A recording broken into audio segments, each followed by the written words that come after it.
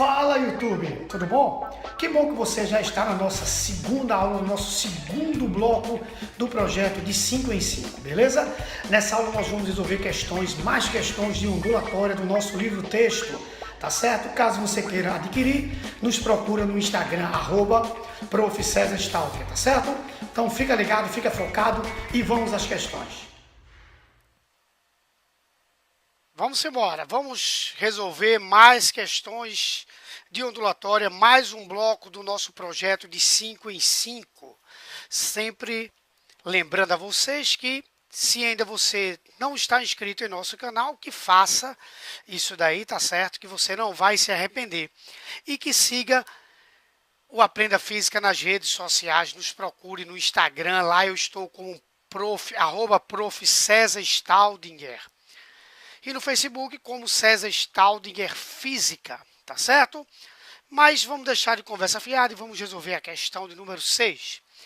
Dizia o seguinte essa questão. Em um dia de chuva muito forte, constatou-se uma goteira sobre o centro de uma piscina coberta, formando um padrão de ondas circulares. Nesta situação, observou-se que caíam 2 gotas a cada segundo. Ou seja, que existia uma frequência de 2 gotas por segundo, uma frequência de 2 Hz, tá certo? A distância entre as 2 cristas consecutivas era de 25 centímetros. Distância entre cristas consecutivas equivale ao nosso comprimento de onda. E cada uma delas se aproximava da borda da piscina com velocidade de 1 metro por segundo.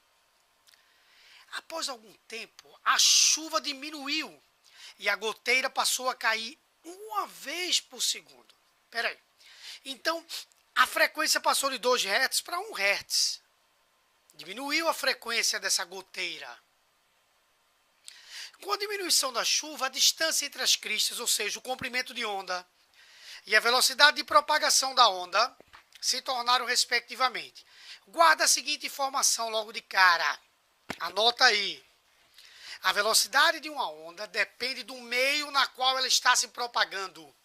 Essa onda não mudou de meio de propagação, então não muda a velocidade dessa onda. Mas a frequência dela diminuiu. A frequência dessa onda diminuiu. E aí, como V é igual a lambda vezes F. E o V aqui está constante. Significa que essas 2 grandezas vão funcionar de maneira inversamente proporcionais. Então, se a minha frequência diminuir, o meu comprimento de onda vai aumentar. Tá certo? Então, retornando à questão, a velocidade permaneceu a mesma, mas o meu comprimento de onda aumentou, gabarito letra B. Tá aí, ó, gabarito letra B. Tá bom? Beleza? Mais uma questãozinha aí. Ao diminuir o tamanho do orifício atravessado por um feixe de luz, passa menos luz por um intervalo de tempo.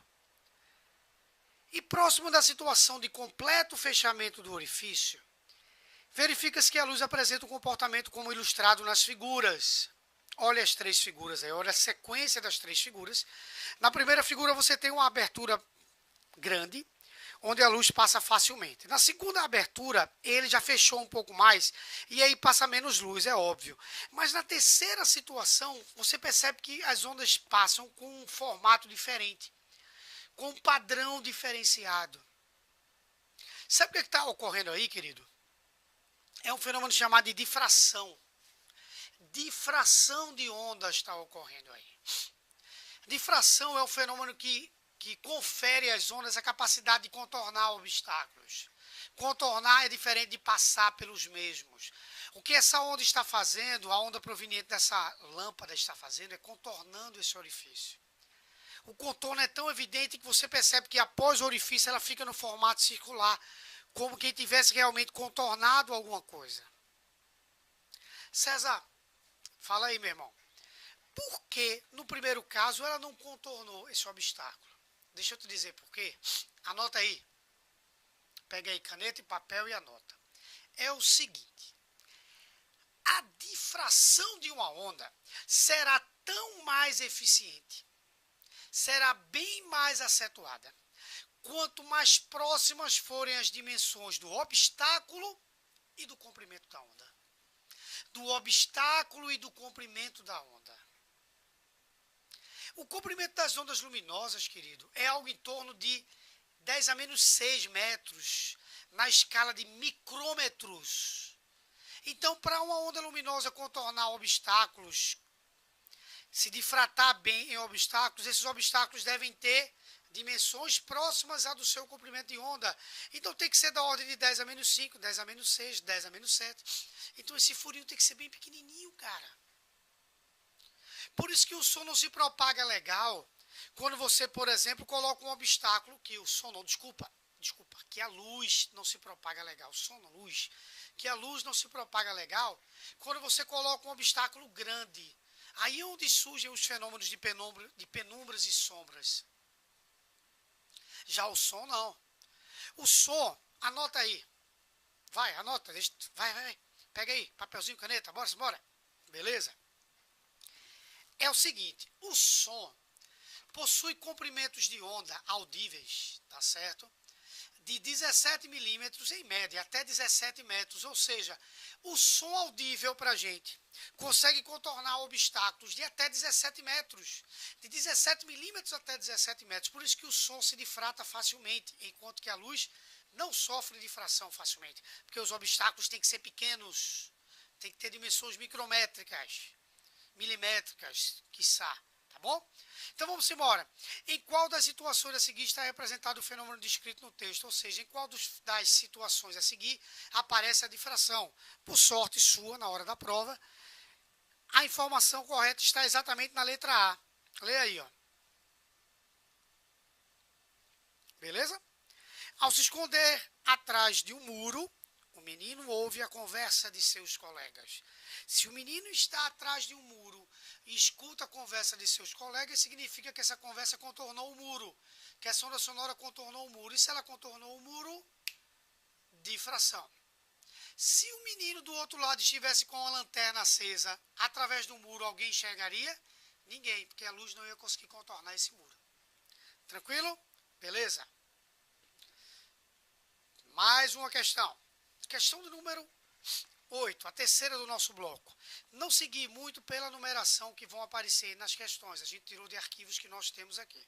Se ligue que é mais um bloco do de 5 em 5, mais um bloco em que a gente está resolvendo questões do Enem. As ondas eletromagnéticas, como a luz visível e as ondas de rádio, viajam em linha reta em um meio homogêneo. Então, as ondas de rádio emitidas na região litorânea do Brasil não alcançariam a região amazônica por causa da curvatura da Terra. Entretanto, sabemos que é possível transmitir ondas de rádio entre essas localidades devido à ionosfera. Com a ajuda da ionosfera, a transmissão de ondas planas entre o litoral do Brasil e a região amazônica é possível por meio de quê? Reflexão, pessoal. A ionosfera está funcionando como um grande espelho refletor das ondas eletromagnéticas. Principalmente pelas características que a própria camada tem, o nome já diz, ionosfera, possui uma quantidade maior de íons suspensos nessa região. Possui melhores propriedades elétricas. Tá bom? Então, letra A, fenômeno da reflexão. Beleza? Joia! Mais uma, nossa quarta questão do bloco. O progresso da tecnologia introduziu diversos artefatos geradores de campos eletromagnéticos. Uma das mais empregadas invenções dessa área são os telefones celulares e smartphones. As tecnologias de transmissão de celulares, eita, quase que não sai, atualmente em uso no Brasil contemplam dois sistemas. O primeiro deles é operado entre as frequências de 800 MHz e 900 MHz. E constitui os chamados sistemas TDMA e CDMA. O segundo aí é a chamada tecnologia GSM, que ocupa a frequência de 1800 MHz. Então você percebe que os aparelhos que vão captar essas ondas precisam estar sintonizados nas frequências citadas anteriormente, tá? Para captação. Olha o comando da questão. Considerando que a intensidade de transmissão e o nível de recepção sejam os mesmos... Opa, peraí. Então, o nível de recepção e a intensidade de transmissão é a mesma. Então, a captação, desde que esteja em ressonância, é a mesma. Estou certo ou não? Sim, né? Então, beleza. Se o engenheiro tiver de escolher entre as duas tecnologias para obter a mesma cobertura, levando em consideração apenas o número de antenas em uma região, ele deverá escolher. Meus amigos, se ele vai levar em consideração somente o número de antenas e não a qualidade com que essas antenas vão entrar em ressonância, como elas vão entrar em ressonância, em que frequência elas vão entrar em ressonância, pouco importa a tecnologia. O alcance será o mesmo. Até porque a intensidade de uma onda, deixa eu colocar aqui para vocês, a intensidade de uma onda é calculada assim, potência pela área. E essa área, ela é calculada assim, 4 π d ao quadrado. Significa o quê? Que esse d é a distância da fonte de emissão até o ponto de recepção. Então, se eu tenho uma antena aqui que está enviando sinal, a intensidade vai decaindo com a distância. Tá certo? Para qualquer uma das tecnologias. Eu estou falando de intensidade, eu estou falando de potência. Tá bom? Então, letra E. Qualquer uma das duas pode ser utilizada, pois nesse caso, as intensidades decaem igualmente da mesma forma, independente da frequência das tecnologias. Tranquilão? Beleza? Mais uma. Última questão desse nosso bloco. Em altos fornos siderúrgicos, as temperaturas acima de 600 graus Celsius são mensuradas por meio de pirômetros ópticos. Esses dispositivos apresentam a vantagem de medir a temperatura de um objeto aquecido sem necessidade de contato. Dentro de um pirômetro óptico, um filamento metálico é aquecido pela passagem de corrente elétrica até que sua cor seja a mesma que a do objeto aquecido em observação. Nessa condição, a temperatura conhecida do filamento é idêntica à do objeto aquecido. Opa, olha aí, olha lá, ó. A temperatura conhecida do filamento é idêntica à do objeto aquecido. A propriedade da radiação eletromagnética avaliada nesse processo é a frequência. Ah, sério, mas para tu é fácil, sério. Como é que tu sabia que era frequência? Se liga aqui comigo. Olha só. Quando a gente fala que um corpo está aquecido emitindo radiação, é porque a temperatura na qual esse corpo está aquecido emite uma radiação de uma certa frequência. E a frequência é a característica da cor. Por exemplo, vamos a um exemplo para explicar que a frequência é ela quem determina a cor da luz. No fenômeno da refração, por exemplo, você deve lembrar que toda vez que o mesmo ocorre, altera-se a velocidade e o comprimento da onda, ok? Mas não altera-se a frequência. Você sabe por quê?